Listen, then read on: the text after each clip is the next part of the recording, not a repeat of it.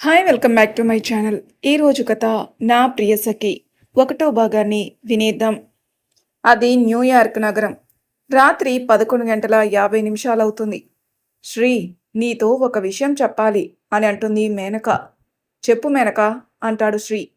New year పార్టీలో ఫ్రెండ్స్తో dance చేస్తూ. ఇక్కడ కాదు, నాతో రావా అంటూ ఆ డ్యాన్స్ హాల్ టెర్రస్ పైకి తీసుకుని వెళ్తుంది. చెప్పు మేనక, ఏంటి విషయం అంటాడు శ్రీ. మాట్లాడాలని పిలిచి సైలెంట్గా నిల్చుని ఉన్న మేనకా వైపు చూసి, అది శ్రీ, మరీ అంటూ నసుకుతుంది. మరీ అలా సిగ్గుపడుకు మేనక, నీకు సెట్ అవ్వదులే అని జోవియల్గా అంటాడు శ్రీ. మేనక నవ్వి, నీలో ఈ మాటలకే నేను పడిపోయింది. I love you Shri. ఈ మాట చెప్పడానికి నాకు 2 years టైం పట్టింది. అన్నీ అందరికీ ఫ్రీగా చెప్పే నేను నువ్వంటే ఇష్టమని నీకు కూడా చెప్పలేకపోయాను. ఎందుకో నాకు కూడా అర్థం కావడం లేదు. బహుశా ప్రేమ వల్ల కలిగే భయం అంటే ఇదేనేమో అంటూ మాట్లాడుతూనే ఉంది మేనక. ఎక్కడ తను మాట్లాడడం ఆపితే శ్రీ అక్కడి నుండి వెళ్ళిపోతాడనే భయంతో. ఇంతలో అందరూ హ్యాపీ న్యూ ఇయర్ అని గట్టిగా అరుస్తున్నారు. పెద్ద మొత్తంలో బాణసంచా పేలుతుంది. అది చూసిన శ్రీ మేనక వైపుకి తిరిగి, హ్యాపీ న్యూ ఇయర్ మేనక అని చెప్తాడు. నేను చెప్పిందేంటి, నువ్వు చెప్పేదేంటి అంటుంది మేనక. మేనక, నా దృష్టిలో ఫ్రెండ్కి లవ్కి చాలా తేడా ఉంది. నిన్ను నేను ఫ్రెండ్ అని అనుకున్నాను. ఎప్పటికైనా అలాగే అనుకుంటాను. పొద్దున్న లెగిస్తే రాత్రి వరకు అన్నీ నీతో షేర్ చేసుకునే నేను నా లైఫ్ షేర్ చేసుకోలేను. ఇదేదో నేను పెద్ద గొప్పోండని చెప్పడం లేదు. నీకు ఒక క్లారిటీ ఇవ్వాలి కనుక చెప్తున్నాను. మనం ఎప్పటికీ ఫ్రెండ్స్గానే ఉందాం. ఈ లవ్ లాంటివి మాటలతో దాన్ని డిస్టర్బ్ చేయకు అని చెప్పి మేనకాని తీసుకుని పార్టీలో జాయిన్ అవుతాడు. తనతో కలిసి డాన్స్ చేస్తాడు. తనని నార్మల్ చేసి ఫ్లాట్ దగ్గర డ్రాప్ చేస్తూ, సారీ మేనక అంటాడు. పర్లేదు శ్రీ, నాకు ఆ అదృష్టం లేదు అంతే. డోంట్ వరీ, నువ్వు చెప్పినట్టు నేను ప్రాక్టికల్ అమ్మాయిని. మూవ్ ఆన్ అయిపోతాను, బాయ్ అని చెప్పి వెళ్ళిపోతుంది. రామా, ఇలా రా అంటూ పిలుస్తారు యశోధర గారు తన మనవణ్ణి. ఏంటి గ్రాని అంటూ వస్తాడు రామ్. మ్యారేజ్ బ్రోకర్ వచ్చాడు, ఈ అమ్మాయిని చూడు అంటూ ఒక ఫోటో చూపిస్తుంది తను. రామ్ కోట్ వేసుకుంటూ, గ్రాని, నీకెన్నిసార్లు చెప్పాను, ఇలాంటి టైం వేస్ట్ చేసుకోకు, పనులు పెట్టుకోకని. ఎలాంటి అమ్మాయిని చేసుకోవాలో నాకు ఒక ఐడియా ఉంది. అలాంటి అమ్మాయి కనిపిస్తే పెళ్లి కూడా చేసుకుని ఇంటికే తీసుకుని వస్తాను అని ఆవిడికి చెప్పి, మళ్ళీ ఇటువైపు వస్తే అని మ్యారేజ్ బ్రోకర్కి వేలు చూపించి ఆఫీస్కి వెళ్ళిపోతాడు. హేషూ డార్లింగ్, ఆ పెళ్ళేదో నాకు చెయ్యి, వాడు చేసుకోడు ఇప్పట్లో అంటాడు భరత్. నువ్వు చదువు వెలగబెట్టరా ముందు అంటూ భరత్ తల మీద మొట్టి యశోధర గారికి కాఫీ ఇస్తుంది కౌసల్య. పెద్దమ్మ అంటాడు భరత్. వాడికి సీత లాంటి అమ్మాయి వస్తే నీకు మాత్రం శూర్పణఖ వస్తుందిరా బడవా అంటారు యశోధర గారు. నీ దగ్గరకు వచ్చాక సీత శూర్పణఖ వేరువేరేంటి డార్లింగ్, అందరూ ఒకటే, నువ్వు అలా సెట్ చేస్తావు అంటాడు భరత్. వెదవా అంటారు ఆవిడ నవ్వుతూ. పెద్దమ్మ, నేను కూడా ఇక్కడే కాలేజీలో జాయిన్ అవుతాను, డాడీకి చెప్పు అంటూ బ్రతిమలాడుతున్నాడు భరత్ వంటింట్లో ఉన్న కౌసల్యాని. ఈ విషయంలో ఎవరు ఏం మాట్లాడడానికి లేదు చిన్నోడా, ఈ ఒక్కసారి మీ డాడీ చెప్పినట్టు కానివ్వు అంటారు ఆవిడ భరత్ బుగ్గ నిమురుతూ. మిమ్మల్ని వదిలి నేను ఒక్కడనే ఉండాలి అక్కడ అంటాడు భరత్ బాధగా. రేయ్ చిన్నోడా, అలా అనకరా, నిన్నొదిలి నేను మాత్రం ఉండగలనా, వీలున్నప్పుడల్లా వస్తూ ఉంటాను అంటుంది కౌసల్య భరత్ని గుండెలకి హత్తుకుని. ఒక్కసారి మాట్లాడు చూడు పెద్దమ్మ అంటాడు భరత్. సరే అడుగుతాను కానీ ఒప్పుకోకపోతే నాకు సంబంధం లేదు అంటుంది కౌసల్య. మా మంచి పెద్దమ్మ అంటూ కౌసల్య బుగ్గ మీద ముద్దు పెట్టి పైకి వెళ్తాడు భరత్. ఆవిడ నవ్వుతూ భరత్ వైపు చూస్తుంది. కౌసల్య, టిఫిన్ రెడీ అయిందా అంటారు దశరథ్ గారు. హా, అయిందండి, వస్తున్నాను అంటూ వడ్డించడానికి వెళ్తారు కౌసల్య. అందరూ డైనింగ్ టేబుల్ దగ్గర కూర్చోగానే, రామ వెళ్ళిపోయాడా వదినా అంటారు శరత్ గారు కౌసల్యతో. హా, వెళ్ళాడు శరత్ అంటుంది కౌసల్య. పెద్దమ్మ అడుగు అని సైగ చేస్తున్నాడు భరత్. శరత్, ఇక్కడ ఇన్ని కాలేజీలు ఉండగా చిన్నోడిని అంత దూరంలో జాయిన్ చేయడం అవసరమా అంటారు ఇడ్లీ ప్లేట్లో పెడుతూ. ఆయన భరత్ వైపు చూస్తారు. ప్లేట్లో ఉన్న ఇడ్లీతో కుస్తీ పడుతున్నాడు భరత్.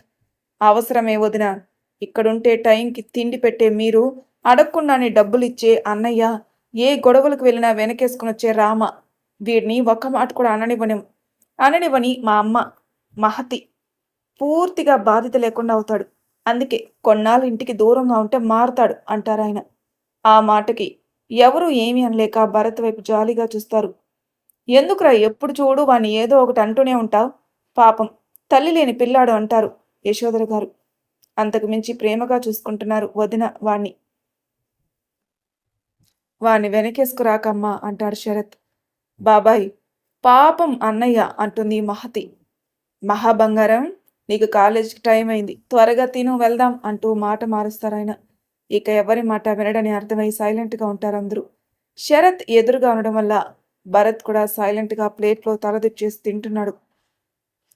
ఓయ్ సీత, ఎక్కడ చచ్చావే అని అరిచిన గజలక్ష్మి అరుపుకి అప్పుడే ఇల్లంతా తుడిచిన నీళ్లున్న ఇత్తడి బకెట్ కంగారుగా మెట్లకి ఒక పక్కన పెట్టి వంటింట్లోకి పరుగు పెట్టి ఒక కప్పులో కాఫీ పోసుకుని అది వలకకుండా పైకి అలాగే పరిగెత్తుకుంటూ వెళ్ళింది సీత. పిన్ని కాఫీ అని కప్పు ముందుకి చాపగాని లేవగానే కాఫీ ఇవ్వాలని రోజు బొట్టు పెట్టి చెప్పాలా అని కసిరింది. అది ఇల్లు తుడుస్తున్నాను పిన్ని అంటుంది సీత. ఏంటే ఎదురు చెప్తున్నావు అంటూ కళ్ళు పెద్దవి చేస్తున్నావిడ. సీత మౌనంగా నిల్చుంటుంది. అక్కడ పెట్టు అని విసురుగా చెప్పి వెళ్ళి పని చూడు అంటుంది కాఫీ తాగుతూ. అలా డోర్ వరకు నడవంగానే తనకంటే వేగంగా కాఫీ కప్ గోడకు తగిలి పగిలిపోతుంది. సీత వెనక్కి తిరిగేసరికి ఇది కాఫీయా కుడితి నీళ్ళ? నీ మొహంలాగే ఉంది, కాఫీ పెట్టడం కూడా రాదు, మా ప్రాణానికి వదిలి వెళ్ళింది మహాతల్లి అంటూ తిడుతుంది గజలక్ష్మి. ఆ తిట్లకి అలవాటు పడిన సీత పగిలిన ముక్కలన్నీ తీసి తొడవడానికి బట్ట తీసుకురావడానికి వెళ్ళింది. 8ంటికి నిద్రలేచి కళ్ళు నులుపుకుంటూ కిందికొస్తూ ఆ బకెట్ కాలికి తగిలి ముందుకి పడిపోబోయి బ్యాలెన్స్ చేసుకుని నిలబడి సీత అని ఊరంతా వినపడలేక కేక వేసింది అనిత. కప్పు ముక్కలు చేత్తబుట్టలో వేసి అనిత పిలుపుకి మళ్ళీ కిందికి పరుగుపెట్టి వచ్చింది సీత. రావడమే చెంప పగలగొట్టింది అనిత. నా చెల్లిలే కదా అనుకుని ఇంకోసారి ఇలా దారిలో పెట్టననిత, చూసుకుంటాను అంటూ కళ్ళు నీళ్ళు ఆపుకుంటూ చెప్తుంది. వెళ్ళి అవతలకి అంటూ వెళ్ళి సోఫాలో పడుకుంటుంది అనిత. పైకి వెళ్ళి మళ్ళీ గది శుభ్రం చేసి వంట పని చేసి గుడికి వెళ్తూ పిన్ని గుడికెళ్ళొస్తాను అని గజలక్ష్మికి చెప్పింది. గుడికే వెళ్తున్నావో ఎవరినైనా కలవడానికి వెళ్తున్నావో అంటూ రాగాలు తీస్తున్నావిడ. ఆయన ఏమీ అనలేక అలాగే నిల్చుంది సీత. త్వరగా రా, బట్టలు చాలా ఉన్నాయి, ఉతకాలి, అలాగే నా చీరలు ఇస్త్రీ చేయాలి అంటుంది. సరే పిన్ని అని చెప్పి గుడికి నడుస్తూ వెళ్ళిపోయింది. కొండ మీదున్న రాముల వారి గుడికి వెళ్ళి దర్శనం చేసుకుని హారతి అద్దుకొని అక్కడే ఒక పక్కన కూర్చుంది సీత. గర్భగుడిలో నవ్వుతూ నిల్చున్న రాముణ్ణి చూస్తూ మా అమ్మని నీలో కలిపేసుకున్నావు, మా నాన్నకి ప్రాణం మాత్రం మిగిల్చి ఉంచావు, నన్ను మాత్రం ఈ కర్మ అనుభవించని ఈ నరకంలో నెట్టేశావు అని తనలోనే తాను అనుకుంటుంది సీత. అన్నిటికీ నీ రాముడు ఉన్నాడు అన్నట్టుగా ఉంది అతని పక్కనే సీతమ్మ. నీ పేరు పెట్టుకున్నందుకేనా నాకు ఇన్ని కష్టాలు పెడుతున్నాడు నీ రాముడు అంటూ సీతమ్మ వారిని తన కన్నీటితోనే అడుగుతుంది సీత. అమ్మా సీత, ఎలా ఉన్నావు అంటారు పూజారి గారు. కన్నీళ్ళని గొంతులోనే మింగేసి చిన్నగా నవ్వుతుంది సీత. ఆయన లంకలో ఉంటున్న నిన్ను ఎలా ఉన్నావని అడగడం నా పిచ్చిదనం అనుకుంటారు ఆయన ప్రసాదం పెడుతూ.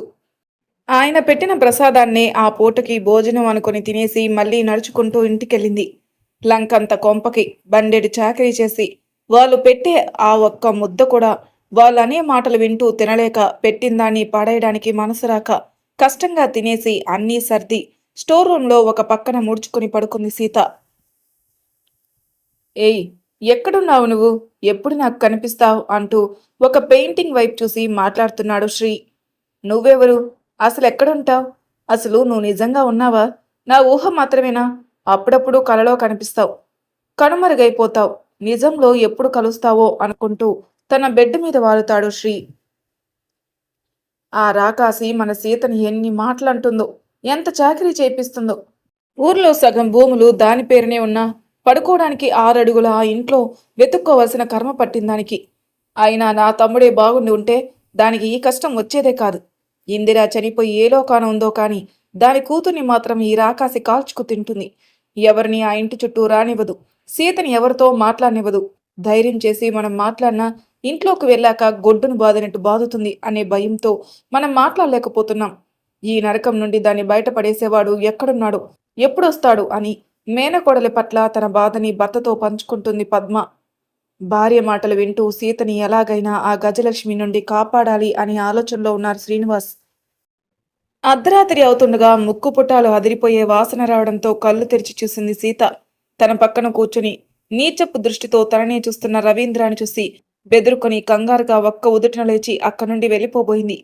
వాడిని ఏమైనా అంటే వాడి అక్క అంటే తన పిన్ని తనని నిష్ఠూరంగా మాట్లాడుతుందని తెలిసి వెళ్తున్న సీత చేయి పట్టుకుని వంకరగా నవ్వి, ఎక్కడికెళ్తున్నావే?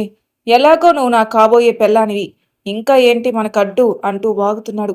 వాడు మాట్లాడే మాటలకి తన మీద తనకే జుగుప్సు కలిగి వాడి నుండి వచ్చే కంపుకి కడుపులో తిప్పేస్తుంటే వాడి నుండి తన చేయి విదిలించుకోవడానికి బలం సరిపోక గింజుకుంటూ, నన్ను కాపాడు స్వామి అని మనసులోనే ఆ రాముణ్ణి తలుచుకుని, ఆ రామయ్య అభయం తనకి అందదు అని అర్థమై తన నడుం చుట్టూ బిగుసిగిపోతున్న వాడి చేతిని తోసుకుని గది దాటే ప్రయత్నం చేసింది.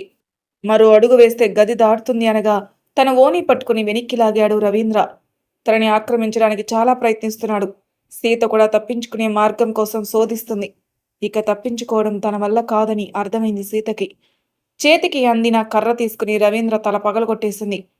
ఒక దెబ్బ పడగానే కింద పడి మళ్లీ లేచి ఇంకా తీవ్రంగా తన మీదకొచ్చాడు.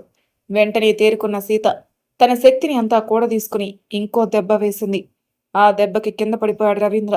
ఎంతకీ అతను లెగపోయేసరికి అప్పటి వరకు భయం వల్ల బిగుసుకుపోయిన సీత రవీంద్ర దగ్గరికెళ్లి శ్వాస చూసింది.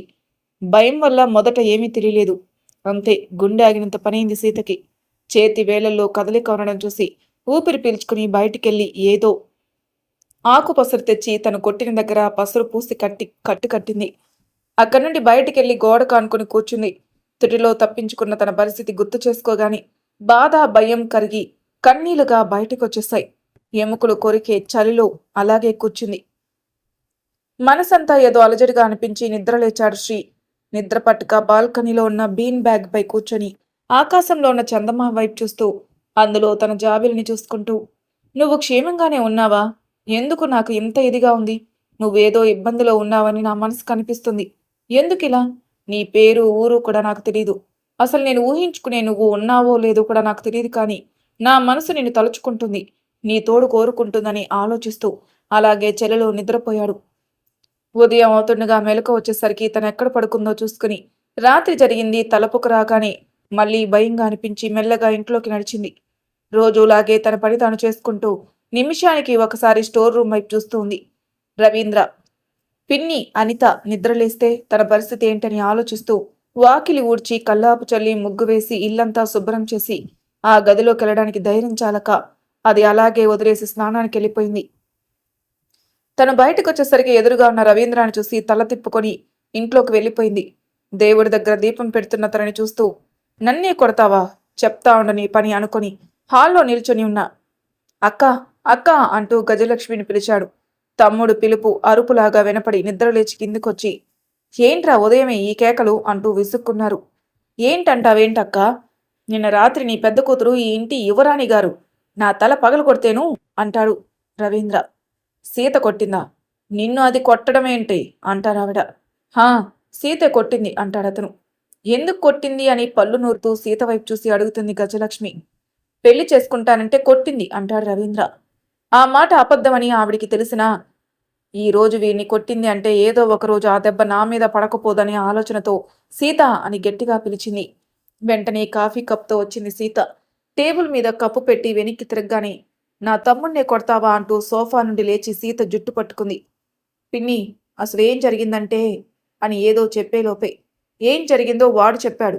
ఏదో నీ మీద దయ తలచి నిన్ను పెళ్లి చేసుకుంటానంటే వాన్నే కొట్టావు. పైగా నాకే ఎదురు చెప్తున్నావు. ఎంత పొగరే నీకు అంటూ చాచి చంప మీద కొట్టింది. ఇలాంటి దెబ్బలు తనకి కొత్త ఏమీ కానందున మౌనంగా ఉంది. అక్క, నేను నేను నీకు చెప్పింది ఇలా కొడతావని కాదు అంటాడు రవీంద్ర. ఆవిడ మళ్ళీ సోఫాలో కూర్చుని వెళ్ళి పంతులు గారిని తీసుకురా అని చెప్తుంది. సీత వైపు చూసి వికృతంగా ఒక నవ్వు విసిరి కళ్ళు ఎగరేస్తాడు రవీంద్ర. బీన్ బ్యాగ్ పై చలిలో పడుకోవడం వల్ల కాళ్ళు మెడ పట్టేశాయి. మెల్లగా లేచి కళ్ళు నులుపుకొని ఒళ్ళు విరిచి తన వర్కౌట్ రూమ్లోకి వెళ్ళిపోయాడు శ్రీ. మరి తర్వాయి భాగంలో ఏం జరుగుతుందో నెక్స్ట్ ఎపిసోడ్లో తెలుసుకుందాం. అంతవరకు నా ఛానల్ సబ్స్క్రైబ్ చేయని వాళ్ళు ప్లీజ్ సబ్స్క్రైబ్ చేసుకోండి. లైక్ చేసి షేర్ చేయండి. మీ అభిప్రాయాలు నాకు కామెంట్ రూపంలో తెలియజేయండి. Thank you for listening.